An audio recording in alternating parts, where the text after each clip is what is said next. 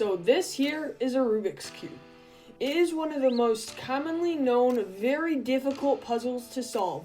But with this video, I will give you an introduction on what it's like to solve it and how you can solve it. So let's get into the video.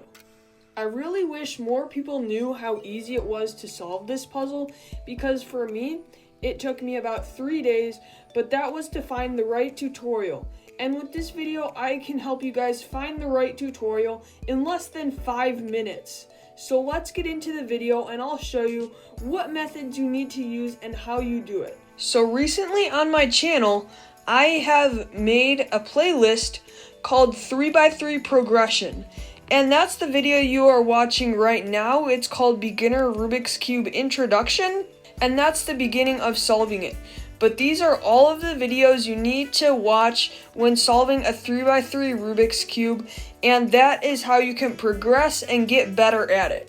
So some of it might change over time and I may make updated versions, but those are the introductions and all of the videos you need to know when solving a 3x3 and how you can get better at it. Now, if you go to playlists, I also made a playlist on other F2L tips. So there's F2L, which is a more advanced method, and here is the playlist right there.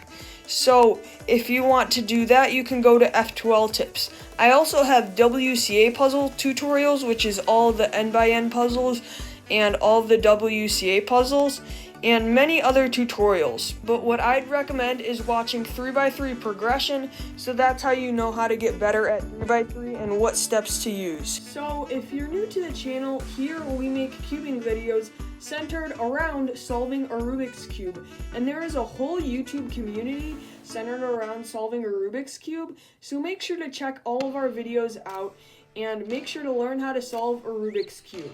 So now let's get into the basics of it. So if you're a beginner, there are 3 parts to solving a Rubik's Cube. And there are the edges, which are these little things right here. They look just like that. And if you take one out like this, here there are 2 colors on it. So that's what an edge looks like. And it goes in the middle of 2 corners, which we'll get into now. So this is a corner piece. And that is one of 8 corner pieces around the cube. So 1, 2, 3, 4, 5, 6, 7, and then 8 right here. And those are the pieces that are on the corners, and those each have 3 colors on them. So the next part we're going to get into is the centers. And these are the center pieces. As you can see, they're just one-sided and they're like a little dot in the middle of the 3 other layers.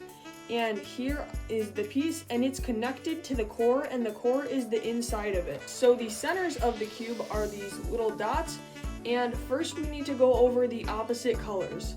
So the yellow is always opposite of white.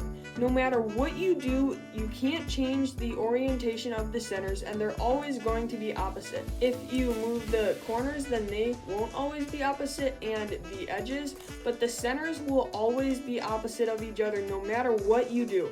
And that's the same for orange and red, and blue and green. So if I scramble this cube up like this, and as you can see, I'm doing a bunch of random turns, then now let's check the centers. And like I said before, the yellow is always opposite of white, the green is always opposite of blue, and the orange is always opposite of red.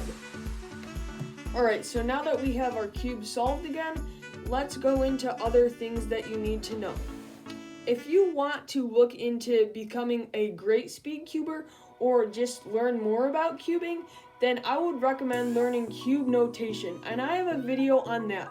And that is what I will be going over in my other Rubik's Cube tutorial on how to do it for a more advanced cube notation, which really isn't advanced, it just involves learning notation.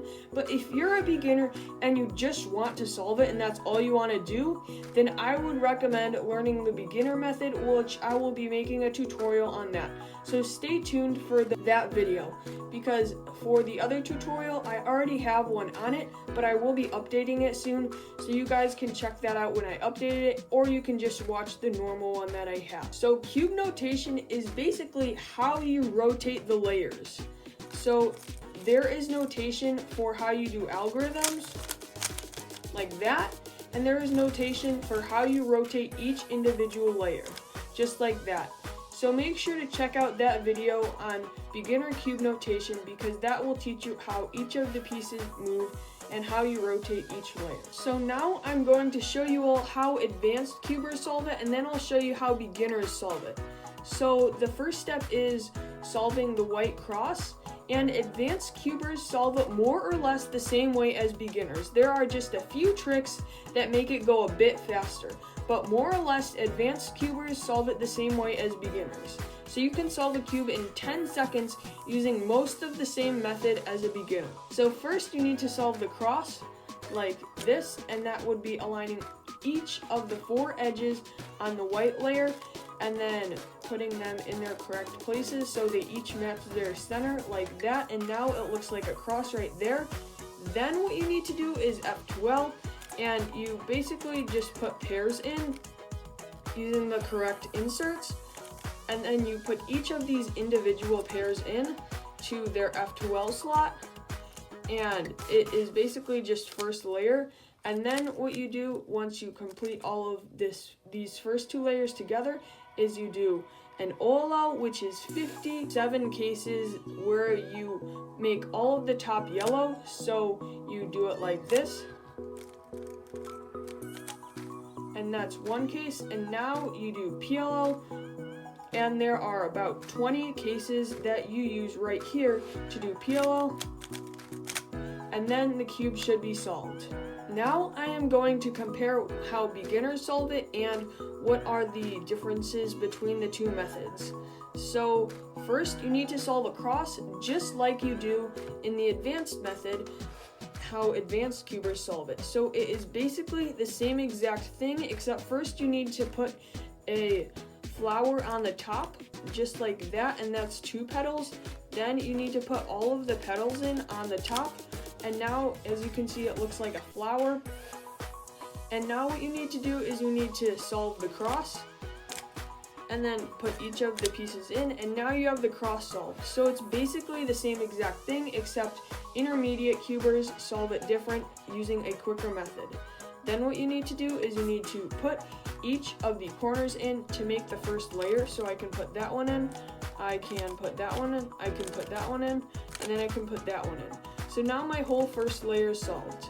Now I need to insert each of these individual edges into their correct spots, just like that, and now that's 1 edge in, and now I need to do it in the next spot, that's 2, insert the next one in there. And then if you're looking for how to do this, it's basically in my beginner tutorial on how to solve it, and you guys can make sure to check that out.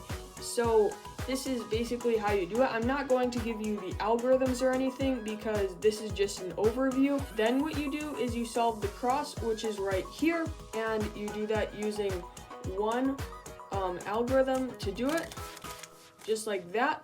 And then what you do is you need to put all of the top corners yellow, so you just do 1 algorithm to do that, and then you can do it up to 3 times. And this isn't too simple. All you have to do is memorize a couple algorithms. Then what you do is you do 1 algorithm to orient all the corners, or 2 depending on what case you do. And then you do 1 or 2 algorithms to orient the rest of the pieces.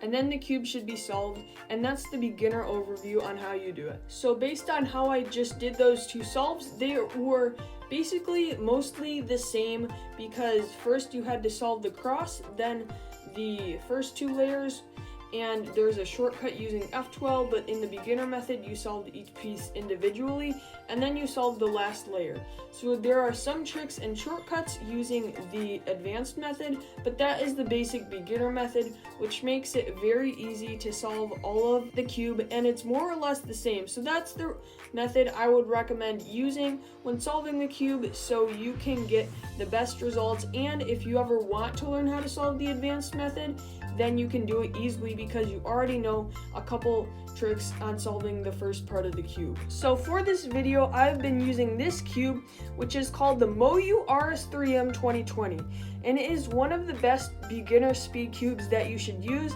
And mine is customized, so it works perfect for me, but the link for this cube will be in the description. Now, most of you will probably have this cube in your hands, and that is the RUBIK'S brand cube, because this cube is most commonly known to everyone who sees a RUBIK'S cube, and it is called the RUBIK'S brand cube.